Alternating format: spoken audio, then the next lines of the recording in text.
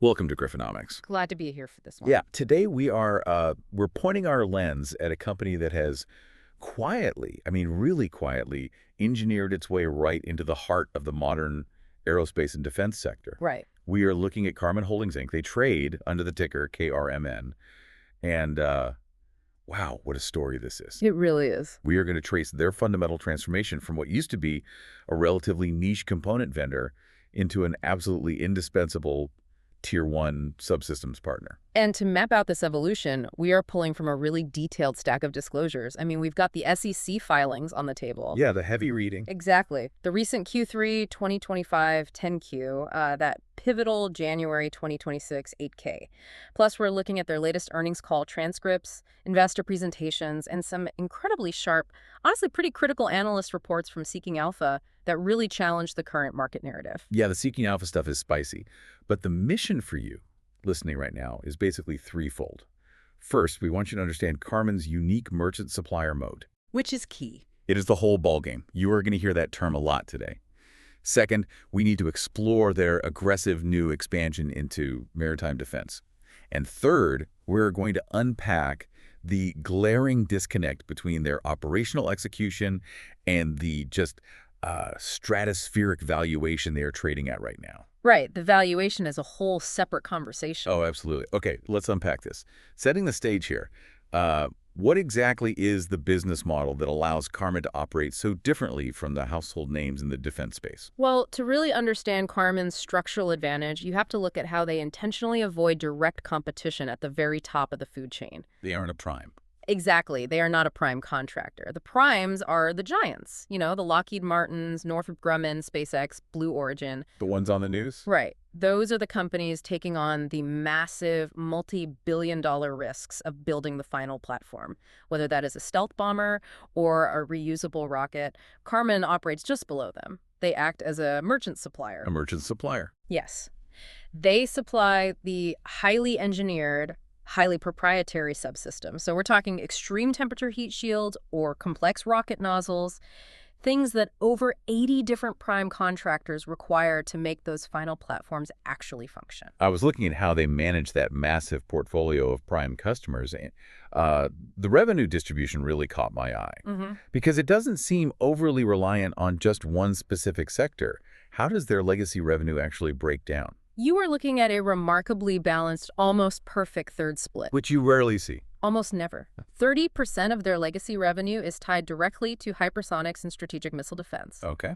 Then, space and launch accounts for another 33%. Right. And finally, tactical missiles and integrated defense systems rounds out the remaining 37%.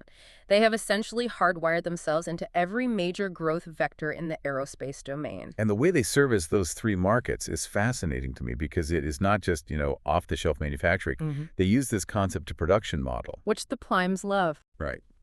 The primes will frequently approach Karman with what the industry literally refers to as napkin sketches. Literally just a rough idea. Yeah, they hand over raw performance requirements for these extreme thermal or kinetic environments. And Karman's army of, I think it's over 300 cross-discipline engineers, just takes over. They do the heavy lifting. They apply advanced material science to design a custom solution and turn it into flight-ready hardware in a matter of weeks. Weeks, not months. Exactly, which is unheard of in defense procurement. Well, the manufacturing capabilities driving that speed are just highly, highly specialized.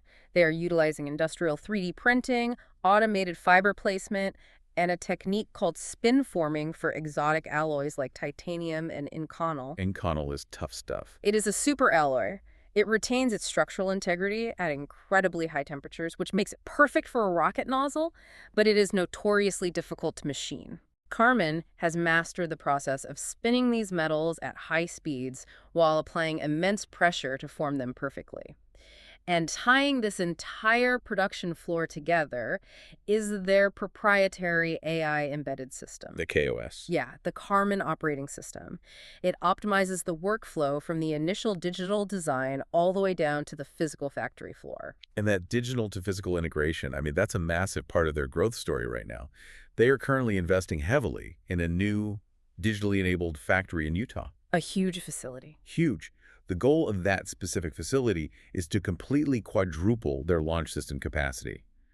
giving them a physical footprint to meet the surging demand from their space and defense primes. What's fascinating here is how that highly specialized, digitally optimized engineering translates directly into an economic moat. Right, the financial side of the tech. Because Karman is designing these custom solutions from the ground up, their intellectual property gets hardwired directly into the prime contractor's final production specifications. So they can't just be swapped out. Exactly. They aren't just building a generic part. They own the specific formula and the specific manufacturing process for that part. As a result, roughly 90% of Karman's revenue comes from sole or single-source positions. Meaning they are the absolute only facility certified by the Pentagon or the prime to manufacture that specific component. Which creates astronomical switching costs. I can imagine. It can take up to an entire year of testing, validation, and bureaucratic approvals just to qualify a minor change to the specific machine that manufactures a rocket nozzle, let alone qualifying an entirely new vendor. So the primes are just locked in. The primes simply will not endure the cost, the delay, or the risk of ripping out Karman's IP once it is locked into a platform. Furthermore, this dynamic is spread across more than 130 active programs, Wow. and no single program makes up more than 11% of their total revenue. If Congress decides to suddenly cancel one specific missile program, Karman is deeply insulated from the fallout. So you get all the scale and the massive budget of the prime contractors without taking on the massive program cancellation risks that they face. It is brilliant positioning. It really is a brilliant strategy. Yep. But they aren't just resting on space and hypersonics. Here's where it gets really interesting. Yeah. In late 2025, Karman announced a major strategic inflection point. The acquisition. Yeah. They executed a $220 million acquisition of Seemann Composites and Materials Sciences Corporation, or MSC. A huge move. Yeah, funded with $210 million in cash and $10 million in stock. And this officially opens up a fourth end market for them, maritime defense systems. It is a massive pivot. As their CEO, Tony Koblinski, phrased it, this takes Karman from deep sea to deep space. Great quote. It's good PR. But Seemann and MSC bring a combined 95 years of operating history into the portfolio, along with 250,000 square feet of specialized manufacturing facilities and over 60 new engineers. But the true value of this acquisition lies in the technological cross-pollination. The material science overlap here is incredible. Karman already dominates in high-temperature resins, the kind designed to survive the searing thousands of degrees heat of a hypersonic missile re-entering the Earth's atmosphere. Right. Now they're taking that composite expertise and merging it with Siemens' proprietary non-autoclave, vacuum-based composite curing processes. Which is very different from aerospace. Completely. Siemens uses this highly specialized vacuum technique to build massive 30-foot submarine bow domes. These structures have to withstand the crushing, freezing, saltwater pressures of the deep ocean without a single microfracture. If we connect this to the bigger picture, buying Seemann isn't just about acquiring cool composite technology. It is about buying multi-decade revenue visibility. The long game. Exactly. Qualifying to build critical components for U.S. Navy submarine programs is a brutal, intensely capital-heavy endeavor. It takes up to 8 years of continuous testing and validation just to qualify as a supplier for the Virginia and Columbia-class submarine programs. 8 years of burning capital just to prove you can handle the pressure tolerances before you ever see a single dollar of full-rate production revenue. But once you cross that regulatory moat, the visibility is unparalleled in the industrial sector, with the Navy actively planning to ramp up Columbia-class submarine deliveries from 0.4 vessels per year to a full 1 per year through the mid-2030s. Which is a huge ramp up. Massive. Karman has essentially bypassed an 8-year line. They bought their way directly into 30 years of highly visible, high-priority naval defense spending. And the broader defense apparatus is clearly recognizing Karman's expanded capabilities. Just look at the milestone they hit in January 2026. Karman's Systema facility was awarded a prime position on the Missile Defense Agency's SHIELD IDQ contract. That was a huge announcement. Yeah, and for anyone who hasn't dealt with government procurement, an IDQ is an indefinite delivery, indefinite quantity contract. It is basically a hunting license that allows approved vendors to bid on massive task orders. And the ceiling on this one is leap. The SHIELD contract has a ceiling of $151 billion. It's staggering. Being selected to participate in a vehicle of that magnitude, that is the ultimate validation that the Pentagon now views Karman not just as a parts supplier, but as a critical Tier 1 national security node. And that validation arrives at a critical moment, especially looking at the macroeconomic and geopolitical forces driving this unprecedented demand across the sector. The global context is placing immense pressure on the defense supply chain right now. Oh, everywhere you look. The compounding developments in the Middle East, paired with the sheer volume of interceptors and munitions that have been shipped to support operations in Ukraine and Israel, they're rapidly draining U.S. armories. We are seeing urgent requests to replenish those stockpiles. The specific numbers attached to those requests are massive. I mean, Deputy Defense Secretary Steve Feinberg has requested roughly $50 billion specifically dedicated to munition sourcing. $50 billion. Yeah. Because of the geopolitical environment, there is a massive push for weapons like the Guided Multiple Launch Rocket System, the GMLRS, and various interceptor missiles. Karman, with its heavy revenue concentration in tactical missiles and integrated defense systems, is sitting directly in the crosshairs of that funding. Capturing that funding, however, requires navigating the complex realities of defense contracting. About 90% of Karman's legacy revenue operates on firm fixed-price contracts. Let's break that down for a second. Sure. On a firm fixed-price contract, Karman agrees to deliver a component for a set dollar amount, period. They assume all the inflation risk and all the execution risk. If raw material costs for titanium suddenly spike, or if a labor shortage means it takes twice as long to build the part, Karman has to eat those extra costs. But the flip side of that risk profile is where their technology comes back into play. Because they have this vertically integrated, digitally optimized manufacturing process driven by their KOS AI system, they capture all the financial upside of their own efficiency. If their factory optimizations allow them to produce a rocket nozzle 20% cheaper than they initially projected when they signed the contract, that extra margin goes straight to their bottom line. Now, the new maritime businesses they just acquired operate on a fundamentally different model. Right. The Seaman and MSC contracts are heavily weighted toward cost-plus fixed-fee structures. This is common when deep-sea programs are still in their early developmental stages. In a cost-plus scenario, the government covers all the developmental costs and it pays a guaranteed fee on top. So it's safe. It is incredibly safe. It shields the company from the R&D risk, but the profit margins are strictly capped by the government. The long-term strategic play here is that as those Columbia-class submarine programs mature out of development and into full-rate production, they will transition to fixed-price contracts. Oh. When that happens, Karman will have a massive opportunity to apply their factory efficiencies and drive future margin expansion in the maritime sector, too. So what stands out to you? When you consider a business model balancing the intense inflation risk of fixed-price contracts against the ultimate security of being a single-source supplier, where the Pentagon literally cannot go anywhere else for the part, how do you evaluate that tension? It is the defining tension of their entire financial reality, and so far, the market has handsomely rewarded them for navigating it.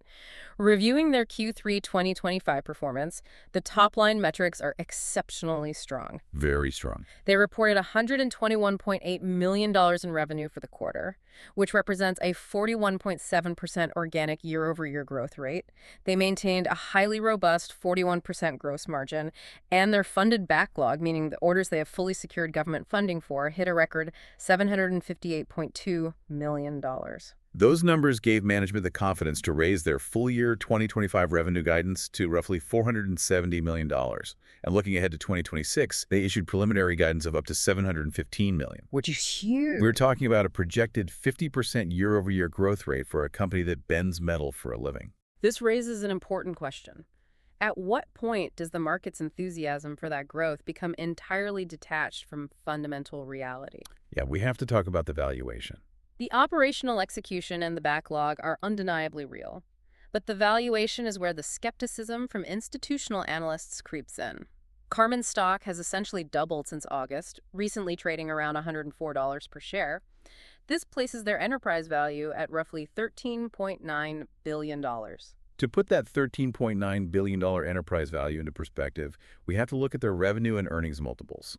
The market is valuing Karman at a stratospheric 28 times sales and roughly 86 times EV to EBITDA. 86 times. Pricing a capital-intensive hardware manufacturer like a high-margin software startup is making a lot of traditional defense investors very nervous.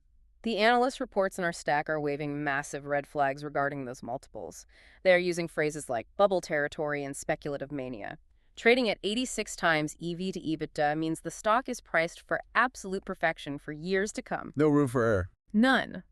Any slight delay in a missile program or any minor supply chain hiccup could trigger a severe multiple compression.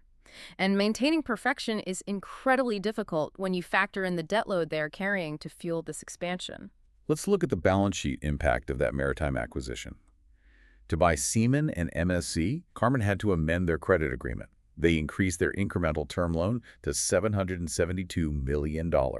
Following the close of that deal, their pro forma net debt climbed to over $650 million. That pushes their leverage ratio above 4x. Carrying a leverage ratio north of 4x is a heavy burden for a company that relies entirely on the unpredictable nature of congressional defense budgets. Because Congress isn't known for being punctual. Exactly. It leaves virtually zero margin for error in their execution. And this debt load becomes even more concerning when we look at their cash flow dynamics. Despite generating over $120 million in revenue for the quarter and growing top-line sales by 40%, they reported a negative $30.8 million year-to-date operating cash flow. It is a massive paradox. How does a company grow revenue by over 40% organically, maintain a 41% gross margin, and still bleed operating cash? It comes down to a structural timing issue inherent in defense contracting. Specifically, a $39.8 million buildup in what they categorize as unbilled contract assets. Unbilled. Right. Essentially, Karman is buying the raw titanium, paying their engineers, running their factories, and completing the physical manufacturing work. They are recognizing the revenue on their income statement as the work is performed. Because they did the work. But they have not yet hit these specific, rigidly defined contractual milestones required to actually send the invoice to the prime contractor and collect the cash. They are funding the aggressive growth out of their own pockets while waiting on the bureaucracy to authorize payment. When you pair negative operating cash flow with a 4x leverage ratio, the financial risk profile of the company elevates significantly. And there are internal execution risks compounding that financial pressure. The disclosures highlighted material weaknesses in their internal controls, specifically concerning their IT infrastructure and the COSO framework. The accounting standard. Yeah, for anyone not deep in the accounting weeds, COSO is basically the gold standard framework for how a corporation manages its internal financial risks and reporting. When a company grows this aggressively, both organically and by bolting on new acquisitions like Seaman, the back-office integration often struggles to keep pace with the factory floor. The paperwork lags the production. Right. A material weakness in IT controls means auditors aren't completely confident in the underlying systems tracking all this revenue, inventory, and billing. For institutional investors looking at a company priced at 28 times sales, a shaky IT control environment acts as a massive valuation ceiling. It prevents the most conservative, deep-pocketed funds from taking a position until the accounting infrastructure is bulletproof. Beyond the balance sheet and the back office, we have to look at the competitive threats to their fundamental business model. That 90% single-source dominance is their biggest asset, but it is also a massive target. Oh, for sure. The first threat comes from the prime contractors themselves. As Karman's margins expand and they capture more of the profit pool, giants like Lockheed or Northrop might decide it is more cost-effective to simply insource these capabilities and build the subsystems in-house. Karman frequently notes that they have never lost a qualified position to prime insourcing, largely because their specialized engineering and AI workflow is so efficient that the primes simply can't replicate the components at a competitive price point. But the theoretical threat of vertical integration from the primes always remains. The far more pressing threat, however, comes directly from the Pentagon. Supply chain resilience. Exactly. The Department of Defense is currently aggressively pushing a doctrine of supply chain resilience. Which basically means the Pentagon is terrified of structural bottlenecks. If Karman's facility in Utah is the only place on Earth certified to build a specific hypersonic heat shield and something disrupts that facility, an entire multi-billion-dollar missile program grinds to a halt. To mitigate that risk, the Pentagon is increasingly mandating that prime contractors qualify second sources for critical components. They do not want single points of failure. Which hurts Karman. If Karman is forced into a dual sourcing scenario by government mandate, they instantly lose their pricing power. They have to start competing on margin, and the protective moat that justifies their 86x EBITDA multiple begins to rapidly erode. Karman has to constantly out-innovate the market to ensure their proprietary processes remain so far ahead of the curve that standing up a mandated second source remains economically unviable for the primes. So, what does this all mean? When we evaluate the entirety of the Karman story, the unparalleled engineering capabilities, the Tier 1 validation of the $151 billion Shield contract, the brilliant strategic expansion into the maritime submarine domain, but weighing all of that against the massive 4x plus debt leverage, the negative cash flow burn, and an absolutely stratospheric 28 times sales valuation. The consensus outlook from the analysis lands on a hold or a speculative buy. It's a tricky balance. The capacity expansion is real, the proprietary technology is real, but taking a position in a hardware stock with this much leverage at these specific multiples is an incredibly high-risk, high-alpha, speculative play. Studying Karman is ultimately a masterclass in modern defense supply chain dynamics. If you want to understand where the real structural leverage exists in the aerospace sector today, you have to look past the primes. Karman proves that the true power and the true critical bottlenecks often do not lie with the famous companies assembling the final rocket. It's the parts. The power lies deep within the supply chain, held by the niche, specialized engineers who own the single-source patents for the extreme environment components that the rockets simply cannot launch without. But I will leave it with this final thought to mull over. Okay. Karman's incredible growth engine relies heavily on acquiring small, founder-owned, IP-rich businesses, integrating them, and scaling their tech across the primes. But there is a finite number of these boutique engineering firms in the defense sector. Right. When the music stops on the M&A front and that pond of acquisition targets dries up, what happens to a company priced at 28 times sales when they actually have to rely purely on organic growth to justify their valuation? Risk defined, portfolio protected.